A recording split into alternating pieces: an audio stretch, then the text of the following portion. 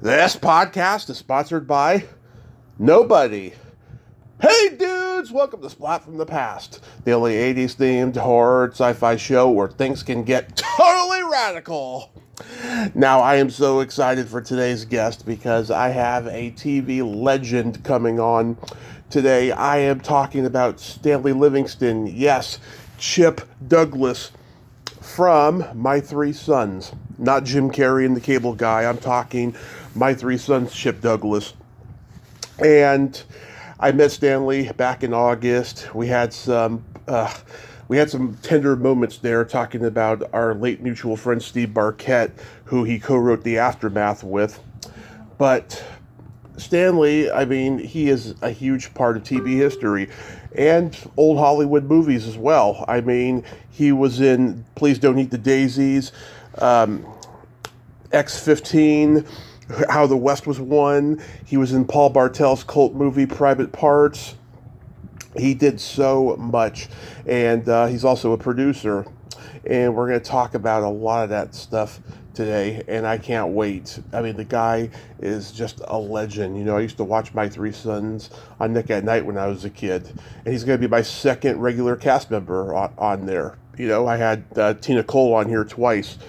And so, yeah, I'm just really excited about this interview today. He's such a great guy, too. And today is January 9th, the day after Elvis and David Bowie's birthday. It's so interesting how they both have, you know, the same birthday. I'm sure a lot of people celebrated, and in fact, I know a lot of people celebrated Elvis and Bowie's birthday yesterday, posting pictures and memes and videos and so forth. And today's January 9th. Whose birthday is it today? I don't know. So yeah, here is my interview with Stanley Livingston. Hey Stanley, welcome to the show. How are you today, sir? Hey Tom, how are you? I am fantastic. I can't tell you how thrilled I am. You know, I met you last August at San Jose Comic-Con, and it was such a pleasant experience. I thank you so much for taking the time today for this pleasant experience. Yeah, what show did we meet at now? Yeah, San Jose Comic-Con. Oh, San Jose. Okay. Yeah. Yes. I was curious. There's so many that I can't keep straight anymore, it seems like. Well, not that many, but, you know, since COVID went away, just in the last probably 6 months, I've done 4 or 5 shows. Yeah, it was you, Jerry Mathers, John and Lori. They were all there. Yeah, I think I was up there instead of being down where I live, watching the hurricane go by. Yeah. It was actually a hurricane that went over our house, first one in history, I think. So. Wow. And unusual for my wife, yeah. And she was pretty frightened. It was a deluge of rain and thunder and lightning and especially wind. But we didn't have any kind of damage or anything. But that's good. That's good. Yep. Hopefully we don't see any more of those. Keep them over there by Florida. Oh, God, I hope not. Is that where you're at? I'm in Modesto. You won't have to worry about a thing. You may get some flooding. We'll definitely get flooding, but as far as hurricane goes, no, I think we'll be okay. Yeah. I just don't want anybody to get hurt, that's all. Yeah, well, when I was up there, you guys up in San Jose were getting kind of the outer bands of the rain. It reached that far up. Yeah. It didn't have the wind factor anymore. The wind kind of pushed those clouds and everything up the state, but yeah, this thing went directly over our house, so we were kind of, there's the eye, right there. Yeah. So, going back in time, you, of course, were a child actor. Were your parents in the business?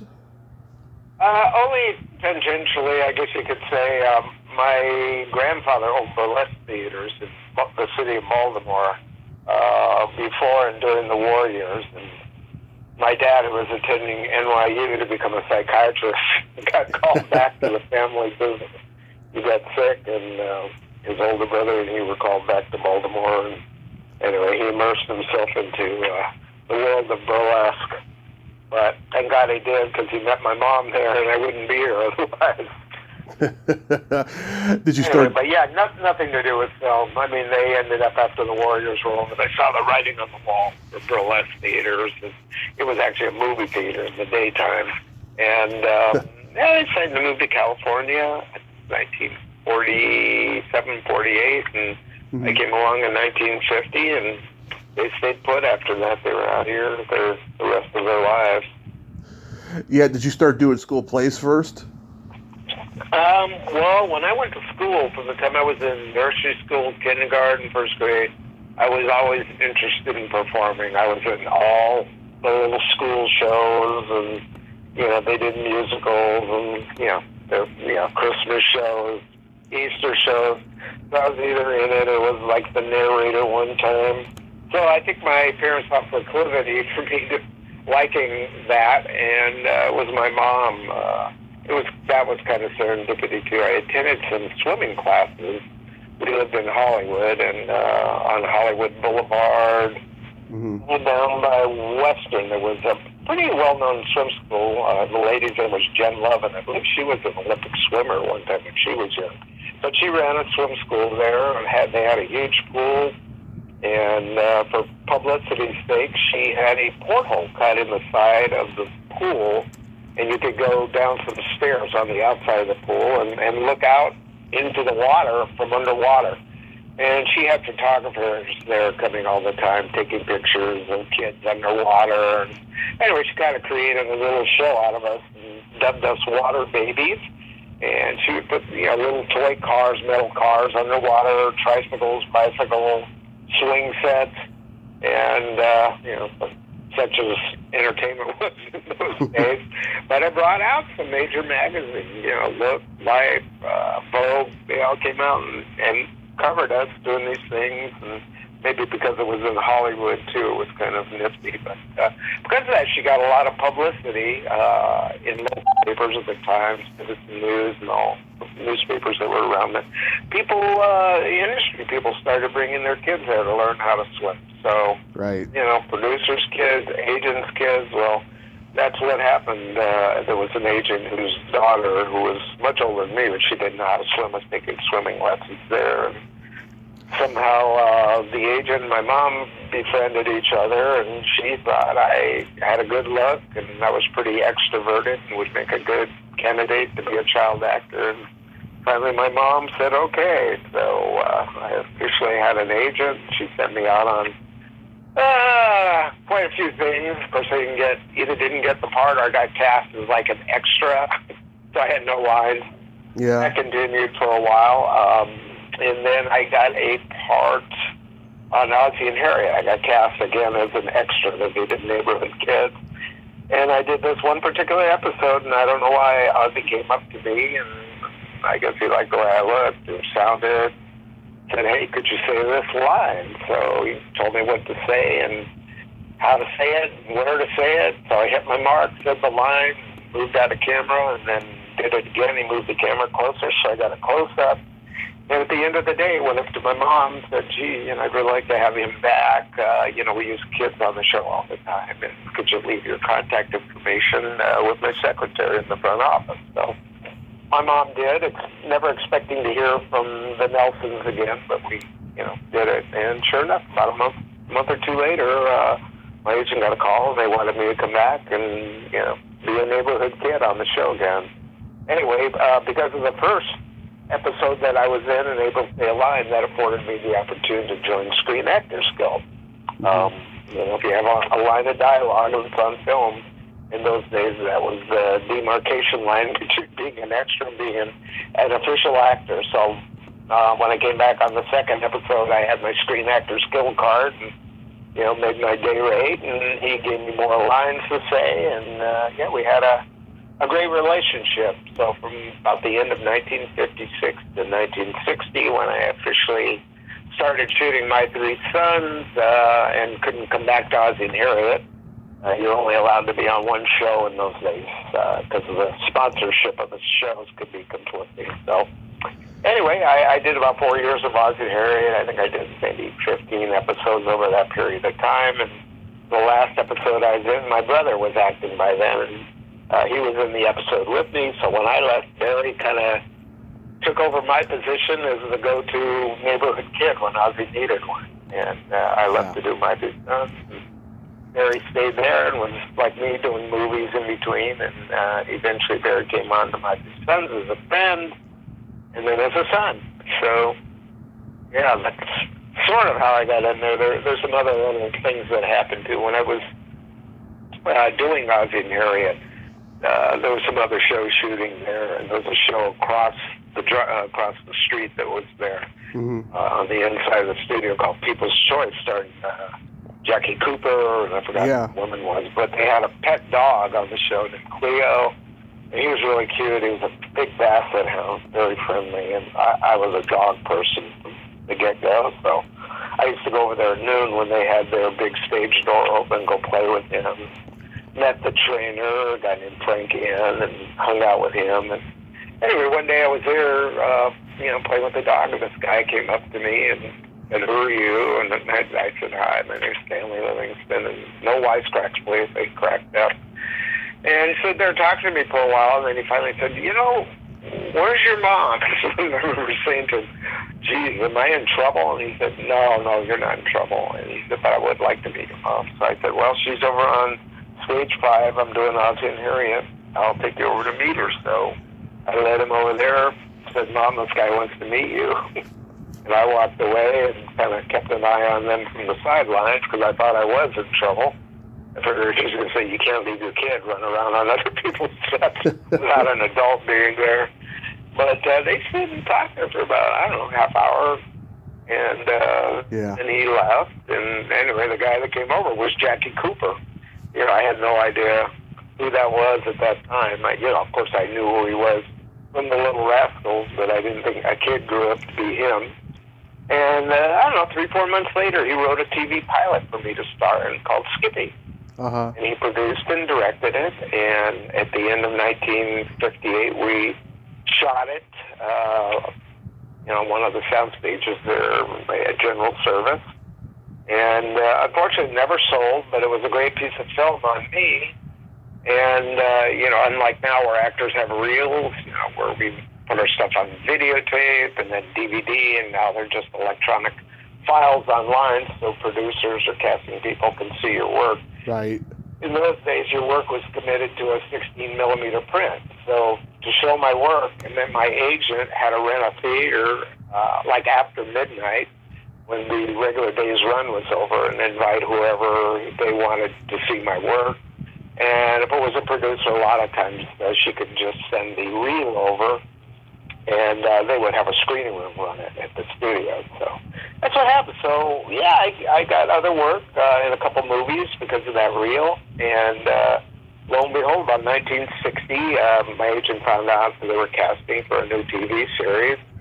And they needed a little boy about 8, 9 years old. So my agent sent the reel over to the people, to the production company, and I guess they looked at it. And the next day I was hired to do a TV series called My Three Sons. So that's kind of how that came about, although there was a little bit of juggling in between because I was also up for a movie at that point in time. And it was down to me to accept the movie or reject it. It was like one of those, that never happens, but it did happen at that time. There was a remake, well, not a remake, but they were doing another version of Huckleberry Finn. And I think it was going to star Tony Randall, and I would have been Huck Finn in it. And it was originally going to be a musical, which I wasn't really submitted, but when they decided not to make it a musical, my agent submitted me, and based on that reel, they were interested. And so in the interim, my agent got killed in an auto accident, and I had to get another agent right while all this was happening to decide what to do. And my career was kind of in high gear for a little kid actor. And the agent had to help us decide whether to take the movie or take the TV series. And I don't know if it was self-serving or not, but she thought it would be best to take the TV series. Probably in her own interest. Movie you get paid once, in a TV series you're going to get 39 payments because you're doing 39 shows. So she suggested that we take the series, and that was probably the best suggestion. Who knew it was going to run for 12 years? 400, almost 400 episodes. So Yeah, so that's how that all happened. Yeah, when you were on Ozzy and Harriet, were you on the same time as the Four Preps? Well, I knew about the Four Preps then because I was interested in music, and I was particularly interested in Ricky and having a guitar. And Yeah. he'd let me play with his guitar and show me chords, and it finally got to the point where he recorded something, and then Ozzy got the idea to record it and tag it on to the end of an episode. He was like, well, why not? Like 60 million people are going to see this on, I forgot what night they were on, but it was a great promotional idea, and we went over. Actually, it was the first time he ever did that. Was on another soundstage they set up. It looked like a high school gymnasium. Mm-hmm. Was a stage, and they imported, I don't know, about 100 girls from like Hollywood High or something. Mm-hmm. And he was up on the stage and sang "Poor Little Fool," playback, of course. But yeah, that was the first time I had ever. I heard Ricky singing all the time on that. But real performance. They had the backup. I guess it would have been the Jordanaires or whoever was backing them up. And then, that became kind of a recurring situation on Ozzy and Harriet, that Ozzy would write a show and cut the last 30 minutes off of it so they could embed this little concert at the end and then go out and sell 1 million records the following week. He's no dummy. People have told me that Harriet had a real mouth on her. Did you ever see that? Not so much. I think because around kids, she kind of kept it, Yeah. kept it to herself. She looked like the person that could. She's, I think, a little more cranky than Ozzy, and then she just had this really husky smoker's voice. Yeah. Usually those people are cranky for whatever reason. Everybody I ever met that had a voice like that was pretty crappy. Yeah. So you do the movie The Bonnie Parker Story with Dorothy Provine. I remember her from It's a Mad, Mad, Mad, Mad World and Who's Minding the Mint. She was gorgeous. What do you remember about her on that set? Well, this was actually right around the time I first started doing Ozzy and Harriet. That was the first movie I was ever in. I got cast in that, and I just remember her being very nice to me, and the first a lot of time. Yeah, she was just even at that age, I knew she was a knockout. Yeah. Literally, she lived. In fact, I'm surprised she didn't do more work, but she worked. For a while. I don't know whether she got married, and a lot of women come into the industry and marry a millionaire, billionaire, or whatever it was at the time, and then they go off and have a real life, and some have the drive to keep going their whole life. But she was very, very nice. I remember seeing her later. I think she had a series called The Alaskans, mm-hmm. and she was one of the cast members on that. Oh yeah, wasn't Roger Moore on that? He might have been. Yeah. Just remember seeing it on TV and watching it. Sometimes it was. Yeah, the creepy bartender from The Shining was in that movie, Joe Turkel. Oh yeah. Yeah. Anyway, that was a good experience, and I had a lot of fun. Kind of got my feet wet in the film, and the funny part is I never really saw the movie till way later in life. It ended up, I think it was made by AIP, if I recall right. Probably, yeah. They kind of became the purveyors of like horror films in the 60s, all the Vincent Price movies. And, AIP. AIP, American International Arkoff and Nicholson. So they made another movie right around the same time, and it was with Charlie Bronson called Machine Gun Kelly. Oh, yeah. And I think Machine Gun Kelly was probably the better of the two movies. But what happened was it was paired with Machine Gun Kelly, and if you went to see it in the theaters, it was a double feature. You were going to see both of those, and especially in the drive-in venue, they were paired together. So the problem was we went to see it. My parents took me, and unfortunately, Machine Gun Kelly came on first, which was, I think, on at about 7:30 to 8:30, maybe like 9:30. Well, by the time, my movie came on, I was fast asleep in the theater chair. So I never saw it. That happened a lot back in those days. That's why I couldn't see either. never saw Skippy, which was the movie I did for Jackie Cooper, the TV pilot. Until like about 3 years ago, I ran across somebody who had a print of it. I had never seen it when I was a kid, even though it got me all this work. And I had a relationship with Jackie my whole life. We tried to find the 16 millimeter print. Went to his house a couple times, lived in the, I think it was the attic and garage, and we just couldn't locate it. So I thought, well, I guess I'm destined to not know what I did. Anyway, about 3 years ago, somebody contacted me through Facebook, and I knew who the guy was. His name was Jay Potter, and he was an actor when he was a kid. In fact, he worked on My Two Sons a little bit, but before that, he was in Skippy with me. He played my best friend. So I hadn't talked to him probably since 65, no, maybe 1968. And so anyway, we talked, and I asked him, I said, hey, did you ever get to see Skippy? And he said, oh, yeah, I got a print of it. And I'm like, well, you got a copy? And he's like, yeah. I'm going, where do you live? So he was up by San Francisco, so I told him where I lived, and anyway, that year he came down, and we went out to lunch, came back to my place, and threw a DVD that he had into the player, and finally saw myself in Skippy. I went, well, yeah, I could see now why I got all that work. It's basically the lead, literally carrying the load of the pilot. I would say 50-60% of the dialogue. I was in every scene. So, yeah, it was a great showpiece. And anyway, I asked him if I could take the DVD, because I'm an editor, so I have a lot of equipment running. I said, do you mind if I make a copy of this DVD so I have it? Yeah. And so he said, yeah. I said, hey, you want some extra one? Because my machine will do 16 at a time. So I gave him 8. I kept 8, and anyway, got some copies of it. And that was kind of cool. I got to send them to people, my daughter, and people who had never seen it, but had heard about it. Yeah. And so that was fun. And it was nice seeing Jay, too. I hadn't seen him in years, so we're still in contact, although he doesn't come down this way. He had a place down in Palm Springs, so yeah. Speaking of Charles Bronson, you did another movie with him, X-15, which was Richard Donner's first movie. Yes, yeah, that's where I met Richard, and that was kind of before Charlie broke out, and but yeah, he was fun to work with too, and nice to me, and we had a good rapport, and it was actually Mary Tyler Moore's first film. Oh yeah. Yeah, the Dick Van Dyke Show was about to start at that time. Kenneth Tovey. I already felt like an old veteran because I had done a Whirlybirds with him. Mm-hmm.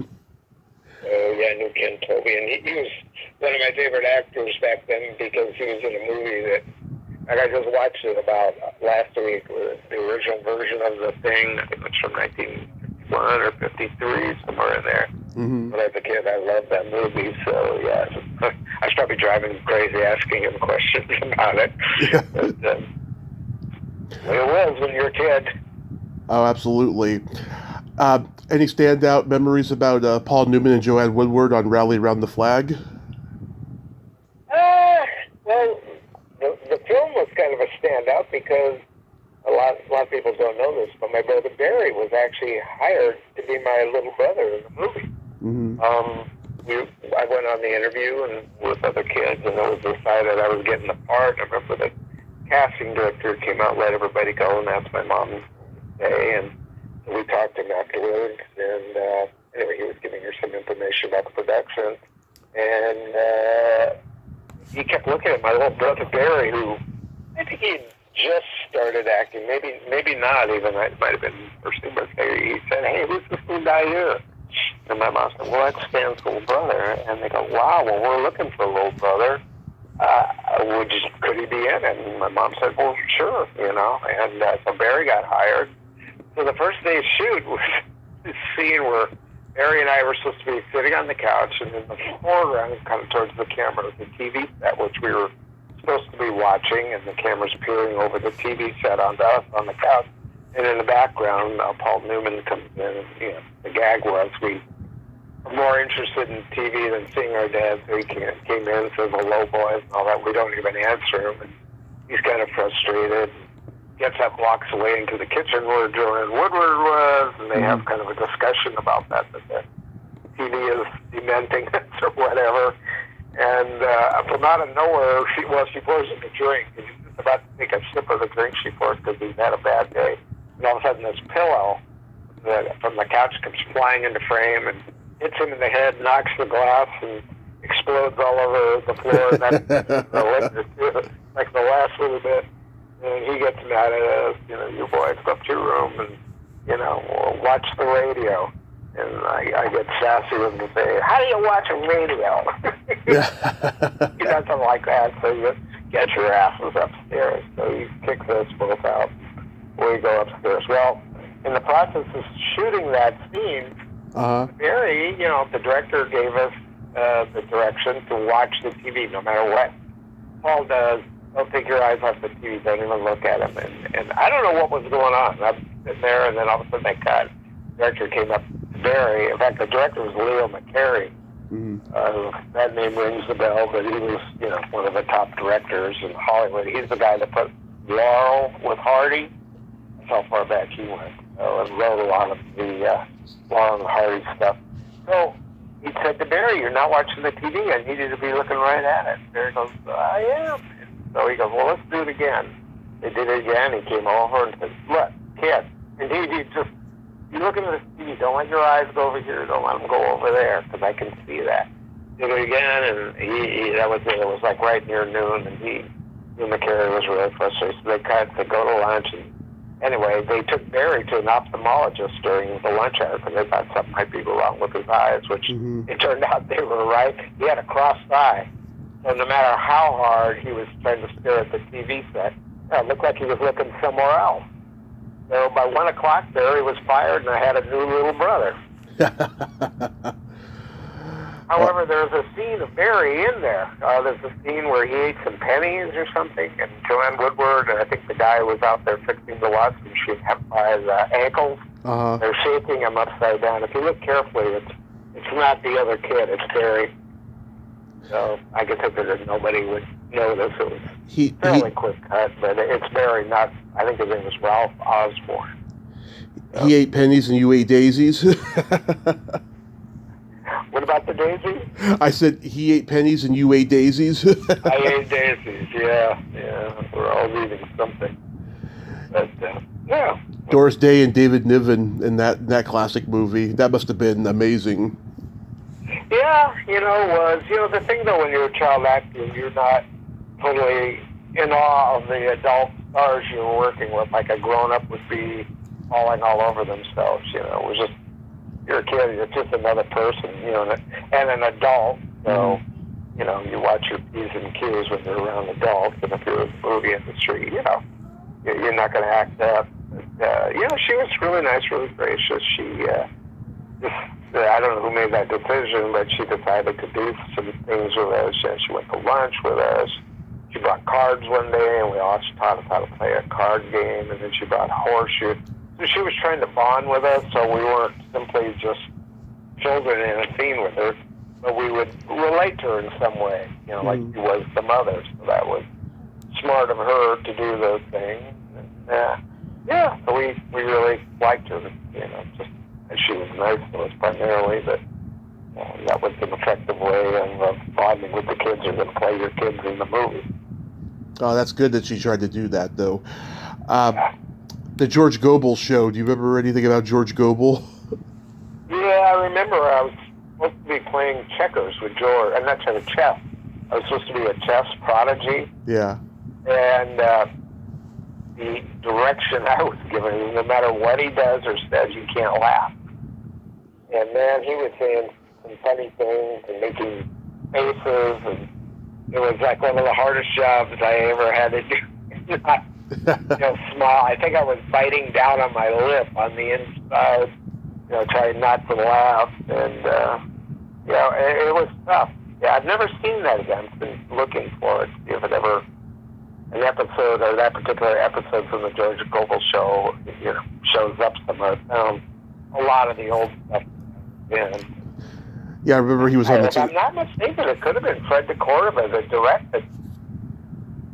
Probably. I mean, Fred DeCordova was everywhere back then, directing or producing something. I remember. I think he directed George Gobel episodes. And I never thought about it when he was our director. I didn't even remember that I did it until years later. He did come on to My Three Sons, I think, the first year and did a guest spot with us. And yeah, he remembered me and I remembered him. So that was kind of cool.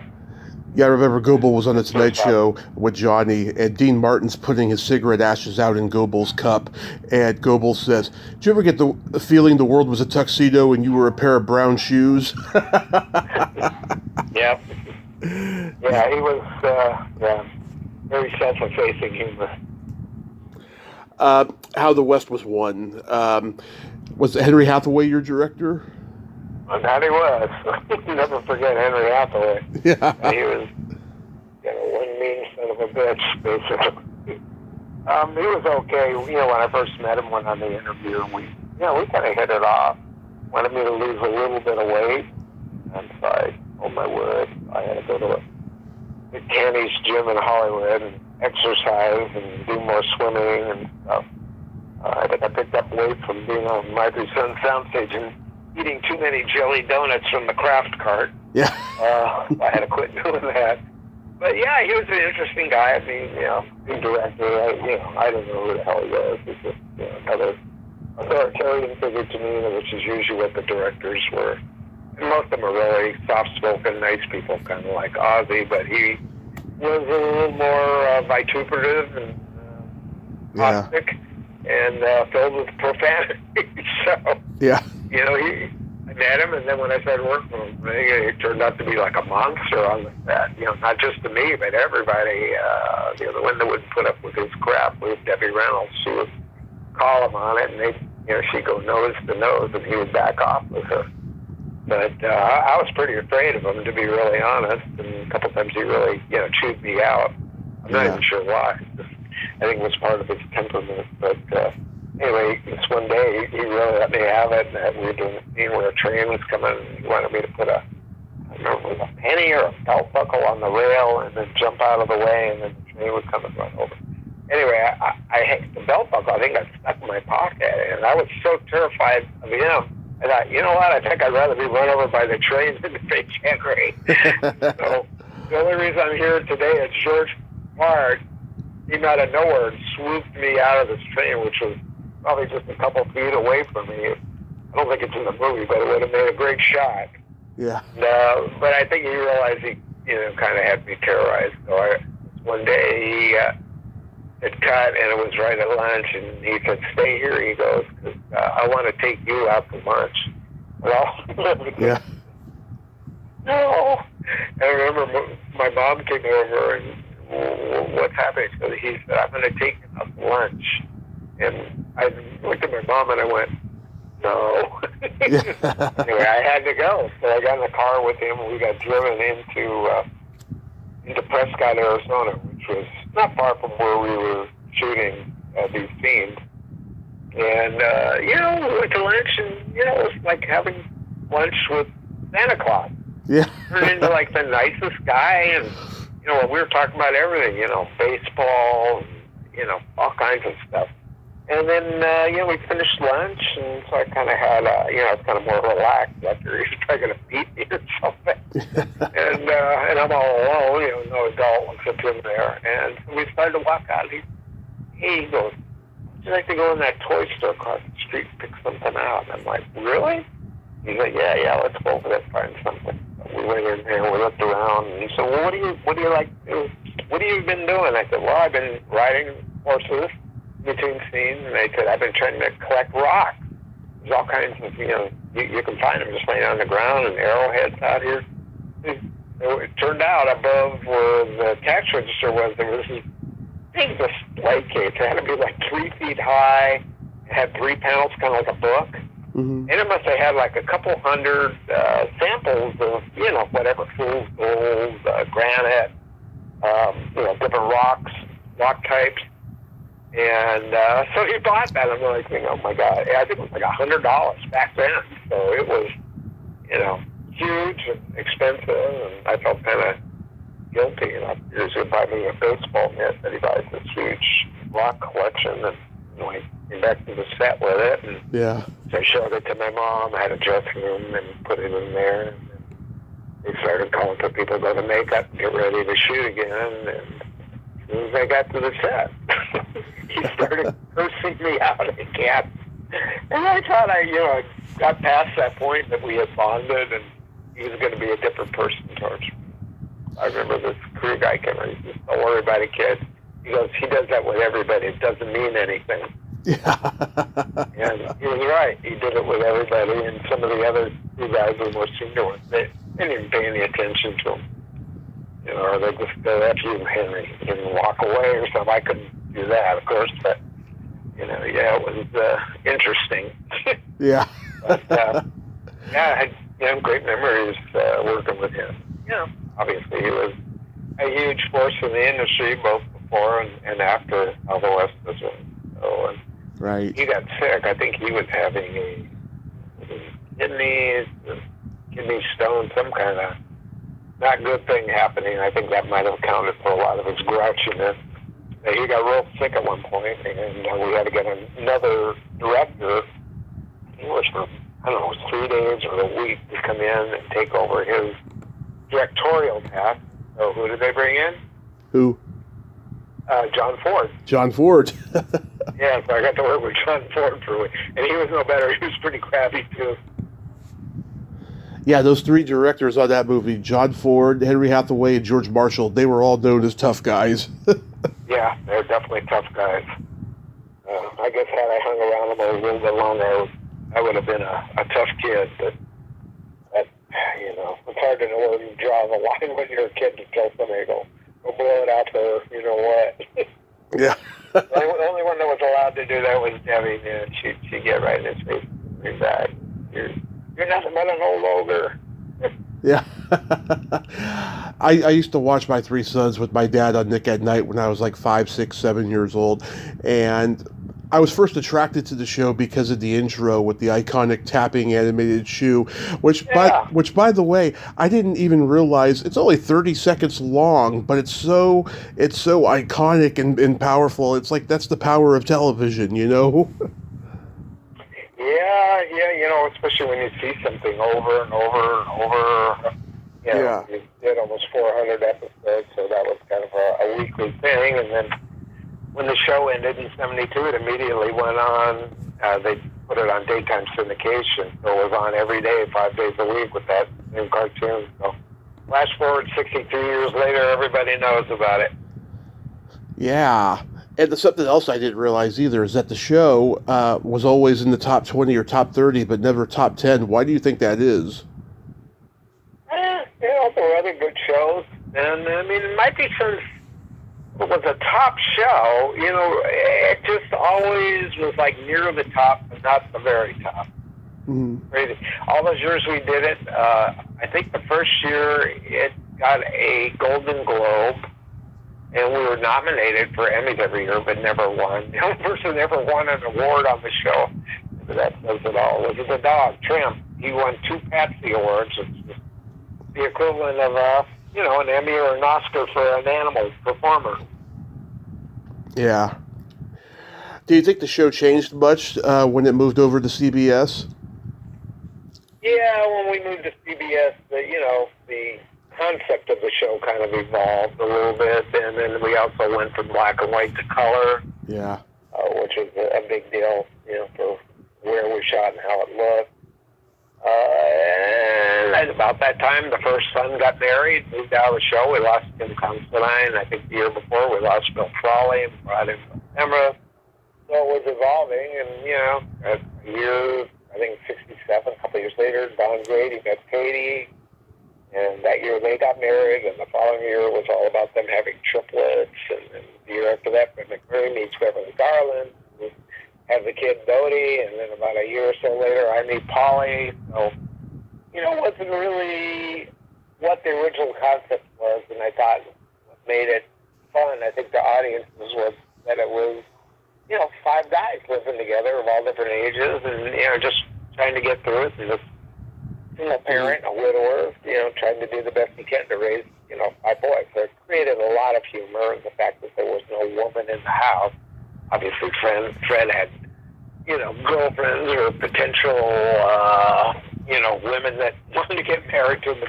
But obviously that couldn't happen, otherwise they would have spoiled the show. And, we all dated different women, but, the idea behind it was there was no woman. And then that evolved and changed. Towards the last half of the show, every year somebody else was getting married. The wonderful Tina Cole, I've had her on twice. What just a delightful lady. Tina, yeah, she's really nice. She's great. Yeah, we're still good buds. Like I just got an email from Ronnie Trooper. I've spoken to her probably about 3 years, so that was kind of nice to hear from her. Yeah. I sent her a Christmas card, and she responded. Oh. Responded back to her. But yeah, I'm the only original member left of the show now. It's hard to believe. Yeah. Everybody else came on the show later, Barry came on. Even though Barry came on later, it still feels like, he was there from day one because he was such a huge part of the show's success. Yeah. Well, he was there before he was the son for, I think, 2 years. And he's been, there were quite a few episodes that he could be in. And maybe that was always in the mind of the producers in case somebody left. You always, like a baseball game, you have somebody in the bullpen waiting. Moving him. Gene Reynolds directed a few seasons. What was he like? Yeah, he was probably one of my favorite directors. He was just, I think, in terms of relating to each other, he was a really super nice guy, super sensitive, and not a yeller or a screamer. And, he was just fun to work with, and he really liked Barry and I. We were friends. In fact, we were friends with him our whole lives, and, he was a genius. Look at MASH, one of the longest running sitcoms of all time. Yeah, MASH, Lou Grant, all the shows that he went on to do. Room 222 he was involved with. He was a great guy and kind of a mentor of mine. And I was doing this project of mine. When I was setting it up, I needed some advice on it. I could always call Gene or go have lunch with him. I did this. It's a program for actors. Mm-hmm. It's called The Actor's Journey, and it's a 10-hour educational program for actors. Right. Not on acting. There's no art and craft to it at all. It's basically on the business side of being an actor, which they don't teach that. Whether you're going to UCLA, USC, New York, Film Academy, or you're going to the Actors Studio, or Yale or Harvard, they teach you how to act, but not how to bring what you just learned into the business and make a living off of it. Learn how to develop a career, and I always saw that, and I thought, somebody should do something to correct that. So, I guess it was about 10 years ago, I decided to take it upon myself, went out, raised the money, and we shot. It's classified as a documentary, but it's really an educational piece. But I brought 100 people from the industry together to teach it. And like I said, it's 10 hours long. It was originally released as a 8-volume DVD program. And it wasn't just actors giving you information, although there's quite a few actors in it. Sherman Hemsley and Henry Winkler, Michael York. Just a ton of people like that in it. But it was also producers, the executive producers, showrunners, directors, agents, managers, casting directors. In just about every way you could look at the processes involved in, trying to launch and develop, sustain a career in the industry. I even had the president of the Screen Actors Guild is one of the people, the president of the Directors Guild of America, and about 8 different people that sat on various boards. So the idea was to have people that had 20, 30 years worth of experience in doing this, so you're getting accurate information. And over 50 of the people that I brought in had either been nominated for or won Academy, Emmy, and Golden Globe Awards. So, the people that are recognized by the industry, as opposed to you go to your acting class and you go, where's this information? Well, acting teachers, the reason they're acting teachers is they never really had a fully fledged career. So they know about the acting part and how to teach acting, but they really don't know much about the process involved from a business or non-performance side of how you go about bringing what you learn the mainstream of the industry and creating and, gaining a career. So, anyway, I worked on that for a while. Like I said, it was up as a DVD program till about 5-6 years ago, and then I got involved in something else with the deal with the company. Anyway, I'm bringing it up again. Hopefully it'll be up in another month. I keep saying that, but I keep getting other projects that keep interfering with this. But it'll be up this time, a streaming media program. Yeah. So, basically all 65 segments that comprise this program will be available online. You can start with, the very first one and go through the 65, topics that we talk about that comprise the business. And they're taught by this amazing group of 100 industry veterans. So, be sure the information is accurate and, that it's kind of experience-based instead of hypothetical stuff. So, that's my contribution back to the industry. That's wonderful. Everyone's got to contribute, I think. Yeah. I was going through the episode guide, and it astounds me the names that guest starred on My Three Sons. Jeanette Nolan, Jay North, Susan Oliver, Steve Franken, even Sal Mineo. Do you remember that episode? I don't think I was there when he shot, but I don't think I had any scenes with Sal. But obviously, I was there because we shot more than one different show in any one day. That was kind of cool. I mean, there were a lot of old-timers, too. Lou Ayres, Jane Wyman. Yeah. Sylvia Sidney. I'm trying to think of some of the other people. But, it was My Three Sons kind of came to be because of Fred's participation. When Fred came to do this TV series, it was unheard of that a major feature film star was going to do the daily grind of a TV series. It's kind of like what you did with your career was foundering or whatever. If it was fun, or you'd take any kind of work. But Fred had he knew what he wanted to do. He had adopted twins, and he didn't want to go out of town for months and months and wanted to be around LA and wanted to work. So he agreed to do this show, predicated on the fact that he would only work from 8 to 5 and go home and be able to spend the evenings with his kids, have his weekends free, and then 3 months during the summer he didn't have to work. And, would go on vacation with his family all around the country or wherever they went, and that's how they enticed Fred into doing the series. But when Fred came to do this show, like I said, it would be like suddenly right now Brad Pitt deciding he wanted to do a TV series, and because he had kids and didn't want to go away for months at a time, just wanted to have as normal of a life as you could have and still do the work that he loved doing.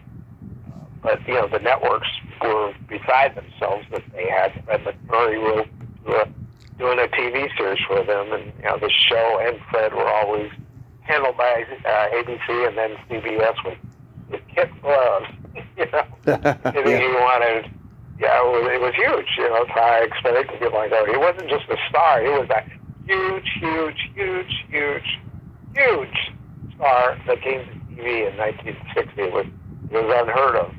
It was mainly actors who had movie careers, like I said, that were waning, and Robert Young, he did a TV series. But what happened was, because he did it, he kind of opened the door for other movie stars, note or were kind of still at maybe the pinnacle of their career, to come to TV.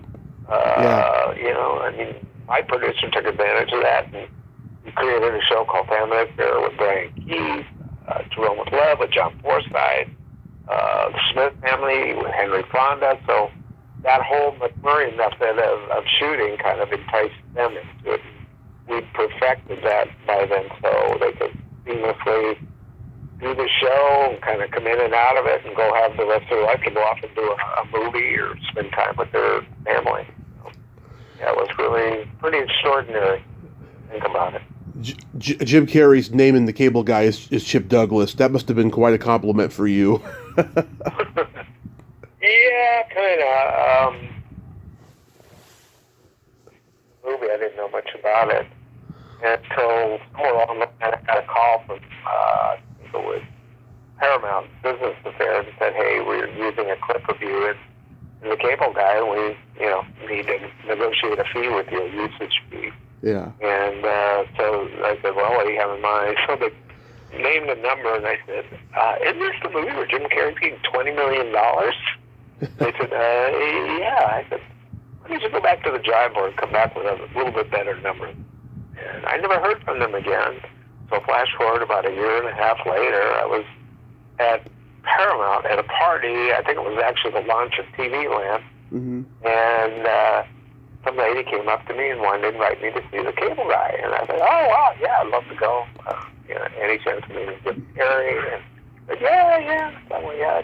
I said, the only weird thing is, I got a call from you guys. It must have been a year or more ago. And, to negotiate a fee for using, apparently, the clip that you guys used. I said, did the clip ever make it into the film? She said, oh, yeah, no, it's like the person. I go, well, you should probably have somebody get back to me. Is this movie opening this week? You should get my drift. Yeah. Next day, I had somebody on the phone from Paramount. He goes, okay, we made a mistake. What do you want? And so I named a figure. He didn't even balk at it, and it was a pretty good figure. And he said, you'll have a check tomorrow morning. The FedEx envelope arrived with a check, and that was that. Crazy. Yeah. So, yeah, it was cool. But, he had I don't know if I've ever seen his live act. I had known about him. I think my cousins who lived back east, I was at their place one time. They showed me a video, and they kept it because he was in it. Yeah. And he, impersonated a lot of different people. Henry Fonda, Senator Davis Jr., Michael Landon. Yeah. Clint Eastwood, yeah. James Dean. And he had an excellent Fred McMurray, and he kind of couched it in the My Two Sins routine where he'd be Fred McMurray, and then he would do an Uncle Charlie, and then an Ernie. Yeah. So it was pretty spectacularly funny, and I, just thought he was good at what he did anyway, and then lo and behold, he got immersed in movies, and by this point in time, he was pretty active in making $20 million of films. So yeah, and then when I saw the movie, I didn't realize that. Well, actually, the first thing he told who was it that was in it too, Matthew Broderick. He told me his name was Ernie Douglas, and then he quickly changes it to Chip.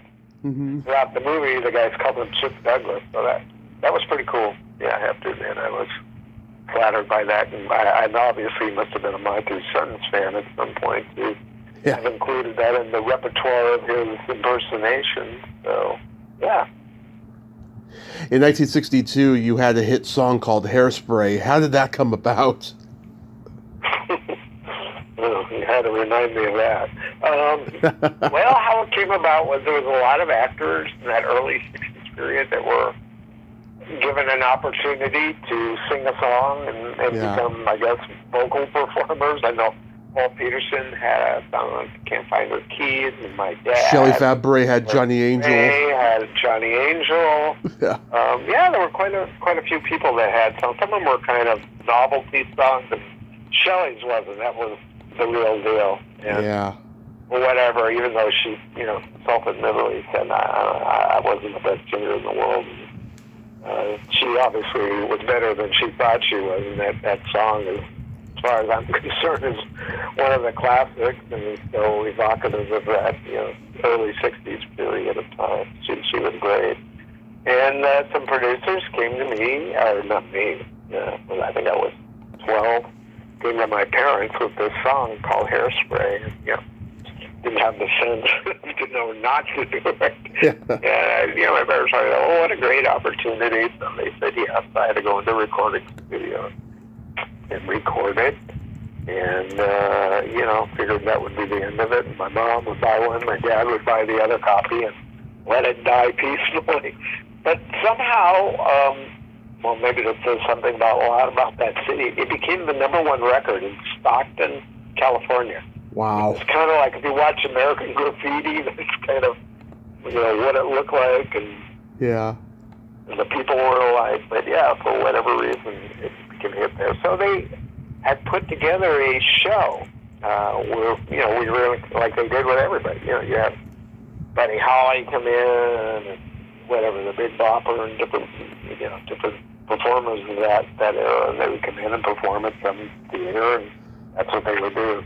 Not that I count myself amongst those, but on this particular gig, I was included in those because the song was #1.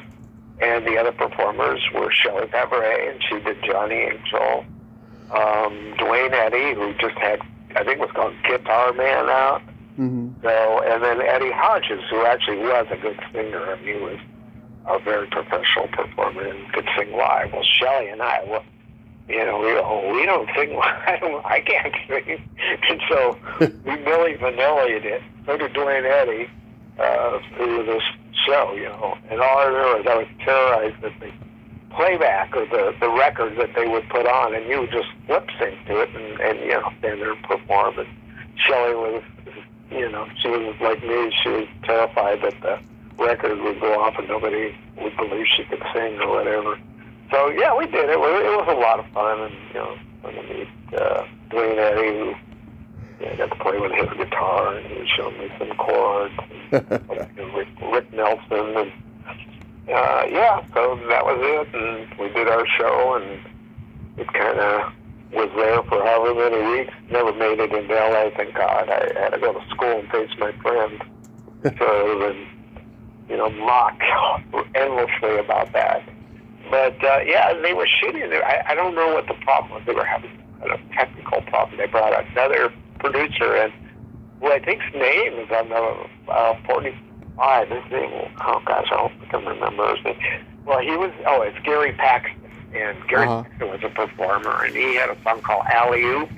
Oh, yeah. I knew, so I was all like, oh, wow. I'm going to meet the guy that did Alley Oop, which was a big hit. And I think he was one of the producers on either Hairspray or the Flip Side Pen Pal. And, that was my little foray into the music industry. Tell me about working with Paul Bartel on Private Parts. Oh, yeah. Paul's a good guy. Really super nice guy. Anyway, my agent got a call. I think it was, the film was done by Roger Corman's brother, Gene Corman. I don't know if they were working together at that point, but for a film called, when I got it was called Vital Parts. Mm-hmm. And I thought, what is this? Porno movie? Anyway, so they said the director wants to meet you, and they sent the script, and I read it.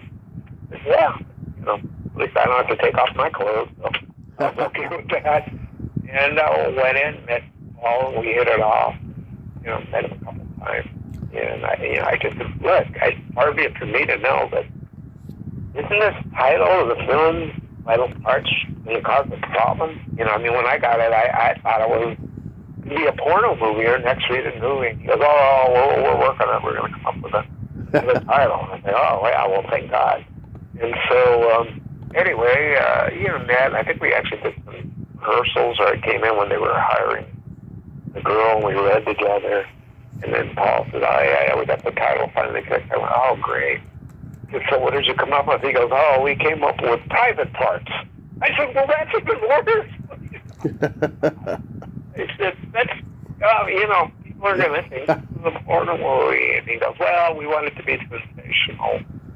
So that'll lure people to it. And anyway, we shot it, and I had a great time doing it. We shot mainly at night. I think it was just a couple days.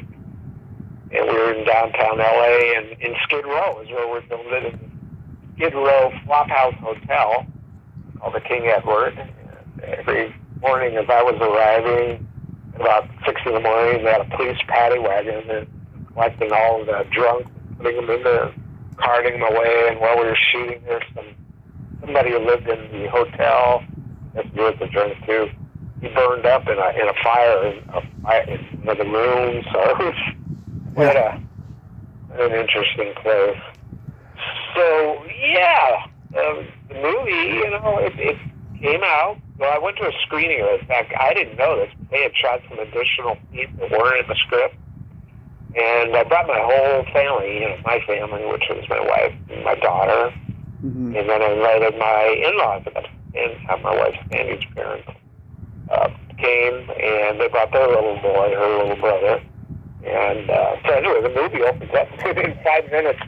Somebody's head gets lopped off in a pretty graphic way and goes rolling down the hallway. Yeah. And I didn't know that was otherwise I would not brought my daughter or Chris, her little brother, and the movie had some other stuff that I it's one thing to read it, but to actually see the graphicness of it, I guess, with the guy taking blood out of his arm and shooting it into a see-through plastic doll, all this blood. It was pretty out there. And, I like what I did, and I liked the movie, and I thought it was really well shot. In fact, I don't know whether you know who the DP was on that. Who? Do you know who the DP on Private Parts was? I can look it up, though. Oh, it was Andrew Davis, who went on to become a big Hollywood action director. The Fugitive. And so, no wonder the movie looks so good. And it has taking the gore out of it, although there's probably stuff like that in Hitchcock films, too. But this was the first time I think I ever saw something really graphic on the screen, till Texas Chainsaw Massacre came along. But it really evoked of like a Hitchcock film, like a very, almost an edgier Hitchcock film. And I think it's Jude Chris gave it like a rave review, touted Paul as like the next Alfred Hitchcock or something. And the problem arose right after that when MGM picked it up and tried to put it into distribution. Guess what happened? That title, that Private Parts thing, the newspaper wouldn't take the advertisement and put it in the regular section of the movie section. They put it, in those days, almost all newspapers had what they call a gray page, which was porno movies or movies that were hard R. Yeah. They would print it in kind of a lighter gray ink so you knew what you were looking at. Guess what? Private Parts was on that gray page, which really hurt the attendance.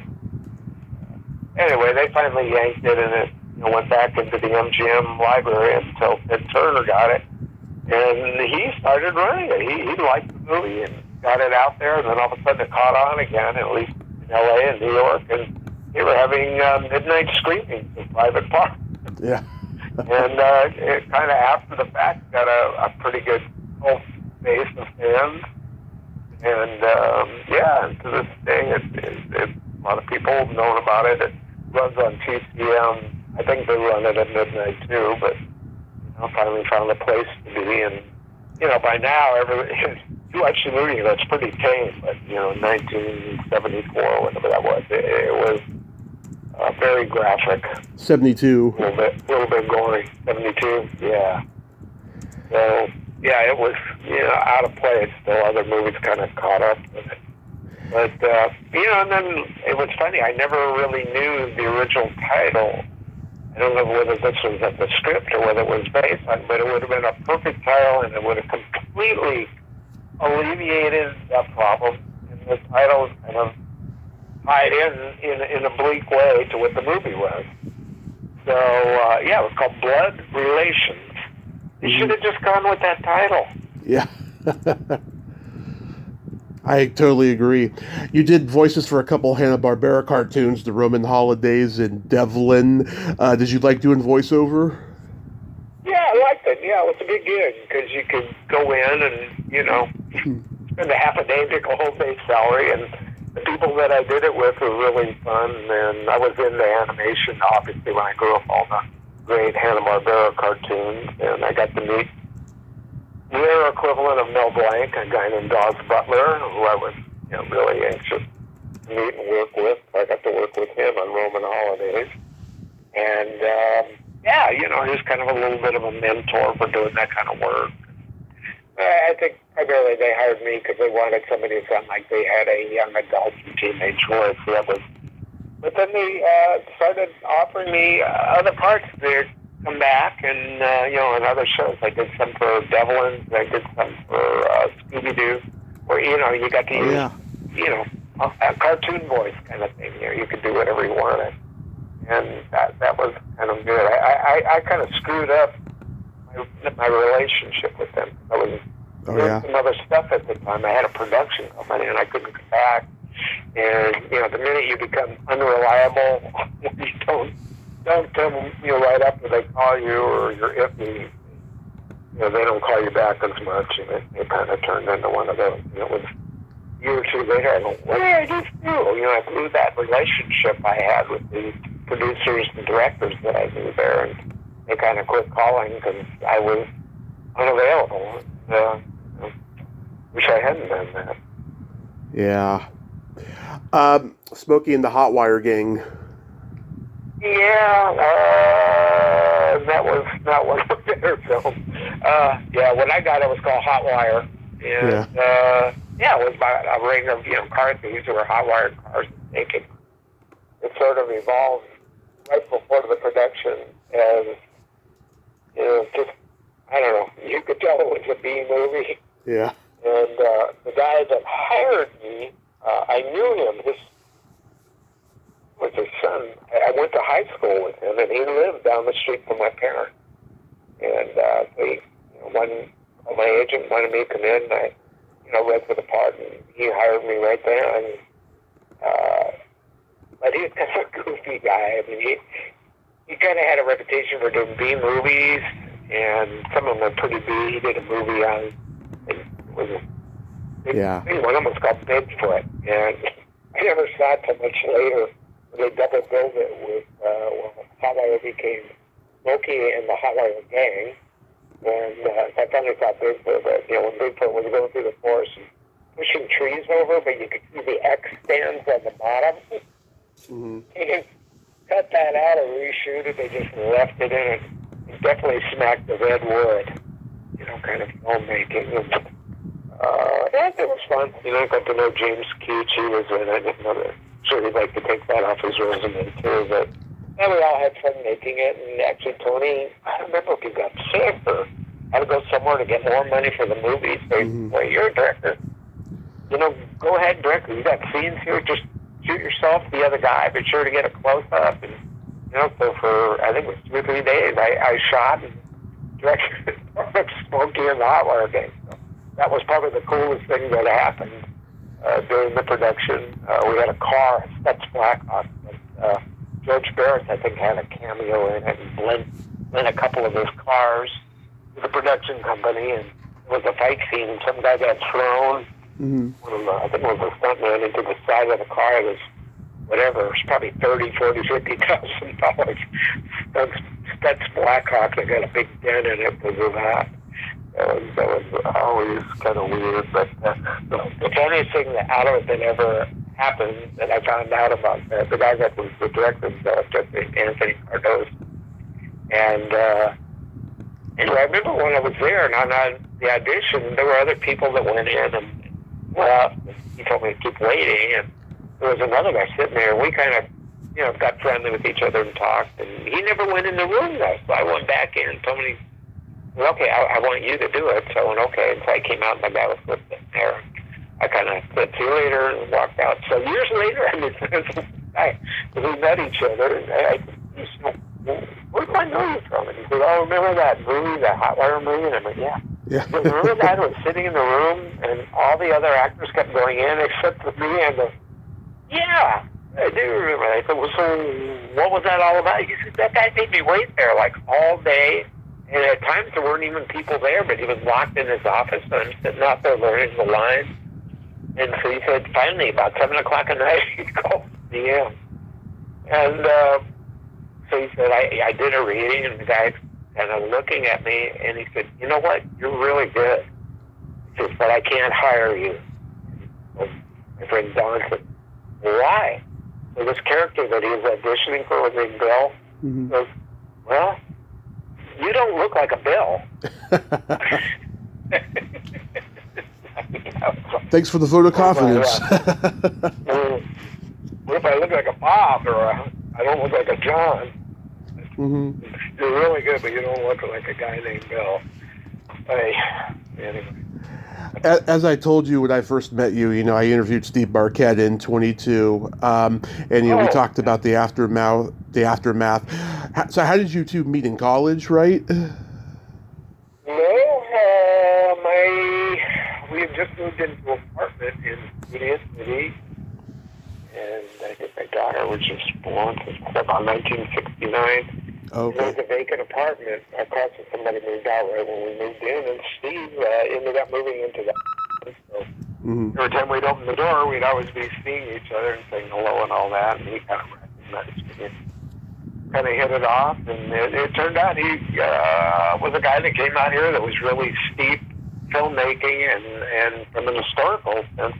He knew something about every film I think ever made, and he had a lot of props from movies that he procured. I think he was from a wealthy family in Oklahoma, so he had one of the largest collections of 16 and 35 millimeter films.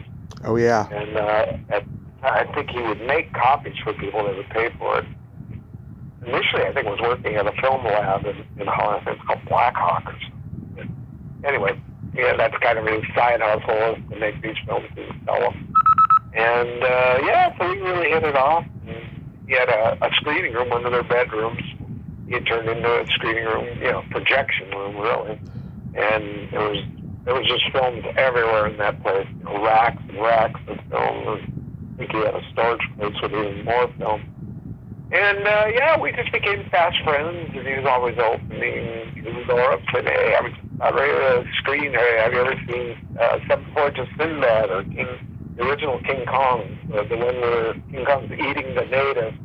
He had an uncensored copy. So got to see a lot of films we just remained friends after that. I moved out, I guess about 2 years later, bought a house over, and we just hung out together a lot, and we decided to call the Aftermath. So he had written the idea for this, and then we ended up writing the script together and formed a production company and trying to get money for it like other people were doing. We had an office at Crossroads in the world. And we had a company that was going to put up the budget for it, people we knew in Oklahoma. And we went and shot some test footage of some of the locations, really to rock and roll. And I don't know what happened with the company, but they had financial troubles and it suddenly went away. So we were back out there doing the payment for money again. And, I was still doing my acting and like that. Yeah. Had to move on. I had a kid in the house, so I had to keep working. And, anyway, everyone as much as I could, I stayed on to help him, and finally I had to tell him, "Look, I got to bow out." Originally, he was going to produce it, I was directing it, he was going to star in it. Eventually, he got the production going again. Yeah. It took a long time to put together, but he finally got it together. A couple of years later, he was in post, and I think I came back then and tried to help him edit some of it. And then we finally got it over to Warner Brothers to do the final sound work and then big theater. And we got it done.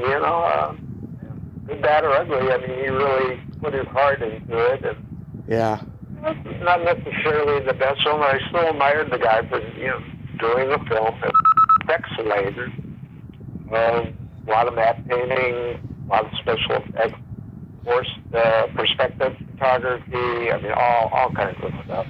Which is on. Most people just get two guys together, like John Cassavetes, and that's their movie. Steve has this, spaceships crashing, and all kinds of stuff in it. So it was a very ambitious film, and I think he made it for about $300,000.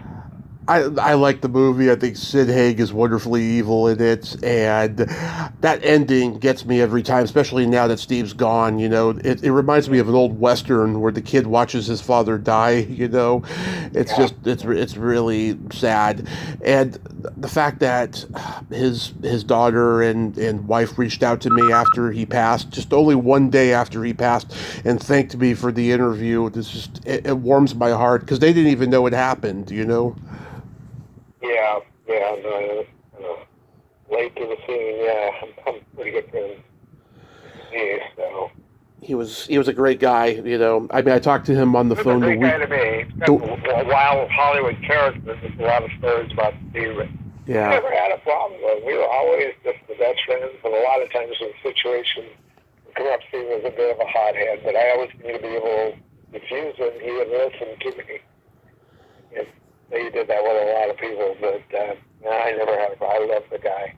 That literally, I talked to him, it was about 2 weeks before he went into the hospital, and who knew I said he'd be coming out.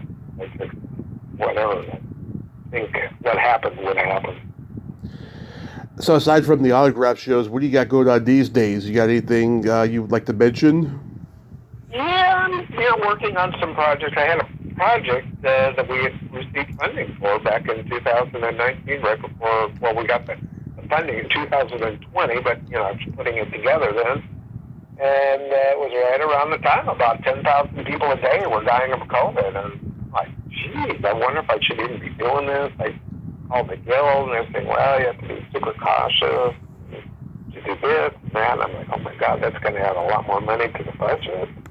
And then I couldn't get insurance. It wouldn't cover anything related to COVID. So I started thinking about it. I go, wow, my ass is going to be inflamed. I go, what if we do it? Because, basically you're bringing, cast and crew together, and then at least the cast is going to have to unmask. And what if somebody gets COVID on my set? Or how about even worse, they get COVID and die? There's a lawsuit. Because we did what Screen Actors Guild and everybody else was telling you not to do. So it broke my heart. The only time I ever raised money and had to give it back. Say, I really appreciate this, but due to the pandemic, I just don't see how we can do this. We're gonna be locked in a room with each other for 10 days, 2 weeks, and I don't want anybody to have a problem on my behalf and not on my watch. So, anyway, I had a pass on that, and I actually had another thing that was off the talk show. Got bowing out of that too because of COVID. Anyway, I've been sitting here for a few years, so I'm just kind of getting back up to steam. Right now I'm working with a guy where I think he's going to be directing a documentary, probably about another month. We're sort of in the preliminary phases of it up. I've got a shoot coming up on the 22nd. I'm going to do the teaser reel and then the discussion. A distributor right now is interested. Yeah. I'm hoping that'll go. Talking to some other guys about a movie that I'm hoping I'm going to become the third producer on. They're back east, but I've been shepherding them this process. That's what I've learned over the years. You can't just be an actor. You can't even just be a producer or a director. You have to know so much stuff. So, yeah, on that actor's journey thing that I mentioned previously, it started and kind of had a false start. We raised some money, but I don't want to get into it. But originally I ended up with a couple of guys that weren't really that straight up with me, and I had to get rid of them and start over. And, we finally succeeded, raised all the money that we needed to shoot, to edit, get the thing done. But in the meantime, during these bits of doing stuff and then having to stop, I realized I was going to have to learn more about the raising money side from a legitimate standpoint. If you're raising with money, you can't just take money. You have to have a legal entity to put it into either a C Corp or a limited liability company. But more than that, it's procuring those people. This is where all the devil in the details is. So I had to learn how to write a private placement memorandum, which is about a 33-page legalese document telling your investors how they're going to lose their money because it specifies all the risk factors, whether they come true or not. Not just with our project. Every project on earth that you're looking for money for has one of these. The SEC requires it. And in addition, there's another 30 pages of legalese that I learned how to write, which is called the company operating agreement. And then there's the thing called the subscription agreement with the investors. So I basically, within a 2-year period, kind of gave myself the equivalent of MBA. I'm trying to learn, what this is all about and how it all works, and not just rely on other people who are really not covering your back. So I did that, went out, and, within 3 months I was raising money and got all the money together to do the actor's journey and finish the project. So I may be doing something like that again, depending on what happens next. But I've got a few things there. The main thing is going to be this actor's journey project, even though I'm doing other projects. I just want to get out there, because I think it would be beneficial for anybody, trying to do the trajectory of being an actor in the entertainment industry, so that people don't have to keep going out there and reinventing the same wheel, and there's nowhere to go to get or procure this information. Here it is. You get out of school the next day or the next couple days, you can watch a 10 hours worth of video, and you'll know what we know, which took us sometimes 10, 15 years to learn, and sometimes you never learn it. You know, so yeah, it's a shortcut. And hopefully it'll be of a service, and I'll feel good that I left something behind besides my three sons that, you know, my three sons have as fans, but this could do for anybody in the industry, you know, coming into it, and even people in it who really don't know that much about their own industry, that have kind of got by on a little bit of luck, or having certain people handle their careers, which suddenly those people go away. And, you know, we talk about that in there. I know plenty of people that work for 10 years, 15 years, and suddenly their agent retires. They don't know how to get another agent or a manager. You know, it's amazing what people don't know in this industry. We're never taught. Absolutely. I hope that project comes to fruition, Stanley, and I thank you so much for coming on today. This has been such a tremendous, tremendous honor. Oh, thank you so much. Well, I'll come back. We can talk about the actor's journey. I've got probably better stories about it than my own life, because that involved 100 people who became actors, man. It's like insane. I would love to talk about that in the future. Absolutely, sir. You have yourself a great day and be safe out there. And don't let the hurricane and the rains get to you. No, we're going to shoo them away this time. Well, I'll be back up in San Jose, I'll tell you that. All right, Stanley. Bye-bye. Talk to you soon. Take care. Bye, Tom. Take care. Well, there you have it. Stanley Livingston, ain't he a cool dude? Wow, what a talker. I could listen to him talk all day. And I want to sorry about the phone dying in that last 10 or 12 minutes, you know. Usually I interrupt and say, hey, can we switch phones? But I didn't want to interrupt Stanley. I mean, I just love hearing him talk. He is just a national treasure. And I am so blessed. What a life I have, huh? Well, until next time, this is Tommy Throwback Kovac saying, there's no shame in living in the past, because the present sucks. Later, dudes. Do do do do do.